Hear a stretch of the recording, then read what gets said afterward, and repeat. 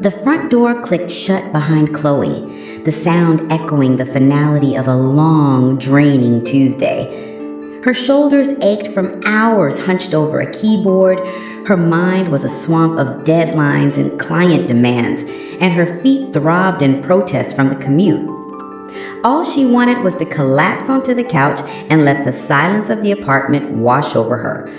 But silence was a luxury she rarely had. "Mama, you're home!" A small whirlwind of energy and bright red pajamas barreled down the short hallway and collided with her legs. "Barnaby and I were defending the couch fort from space pirates." Chloe's exhaustion momentarily melted away, replaced by a wave of deep, abiding love. She knelt down and hugged her 6-year-old son, Leo, burying her face in his messy brown hair. "Did you win, Captain?" "We always win," Leo declared, beaming.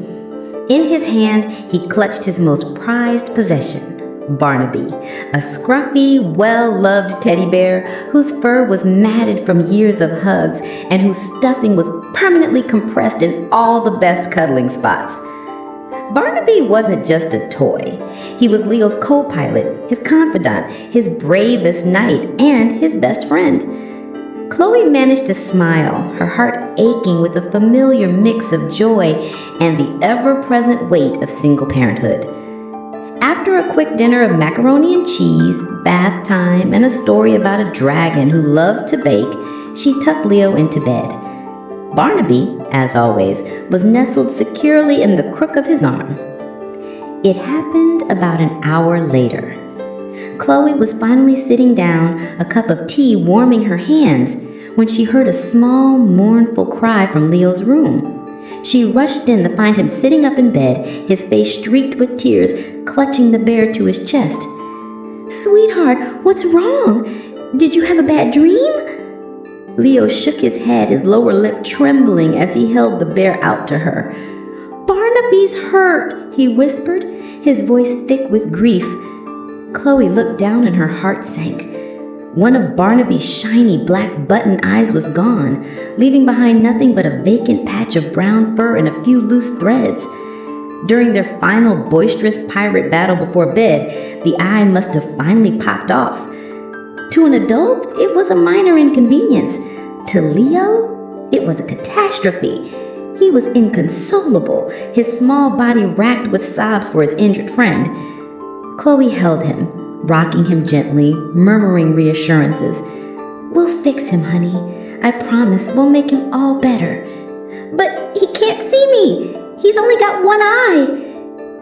After finally calming him enough to get him back to sleep, Chloe carried the wounded teddy bear back into the living room. The couch beckoned like a siren, promising the oblivion of sleep she so desperately craved. Her entire body felt heavy, her mind fuzzy with fatigue. It would be so easy to put the bear on the counter and deal with it in the morning, or even suggest buying a new one over the weekend. But as she looked at the bear's lopsided, one-eyed face, she saw Leo's own heartbroken expression. A new bear wouldn't be Barnaby. It wouldn't have the same worn-in feel, the same history of shared secrets and vanquished pirate battles. Fixing this bear was about more than just repairing a toy. It was about mending her son's world. With a sigh that carried the weight of the entire day, Chloe pushed herself up and went to the hall closet. On the top shelf, behind a stack of old towels, was a small sewing kit she'd inherited from her grandmother. A floral tin filled with mismatched spools of thread, a jumble of needles, and a treasure trove of forgotten buttons. She sat at the kitchen table under the stark overhead light, the quiet of the late-night hour amplifying her mission. She found a sturdy brown thread and a needle, but the search for a matching eye proved fruitless. There were no shiny black buttons. Instead, her fingers closed around a small, handsome button of deep swirling blue, like a tiny galaxy. It was completely different, but it felt right. Her fingers felt clumsy as she pushed the needle through the tough fabric of the bear's face. She wasn't a seamstress, and her stitches were far from perfect.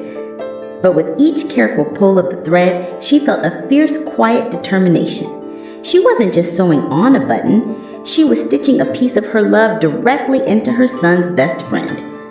She secured the blue button tightly, giving it a gentle tug to ensure it would withstand any future pirate battles. When she was done, she looked at her work. Barnaby no longer looked broken. With one classic black eye and one wise, deep blue one, he looked like a seasoned adventurer, a bear with stories to tell. He had character. Chloe tiptoed back into Leo's room and gently placed the repaired Barnaby on the pillow next to his sleeping head.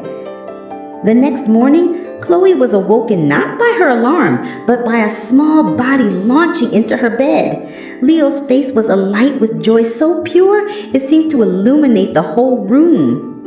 "Mama, you fixed him! You fixed Barnaby!" he exclaimed, holding up the bear. He gently traced the outline of the new blue button eye with his finger. "He has a magic eye now," he whispered in awe, "so he can see all the way to the stars." Chloe pulled him into a hug, the last vestiges of her exhaustion evaporating in the warmth of his happiness. That little blue button wasn't a flaw or an imperfect match.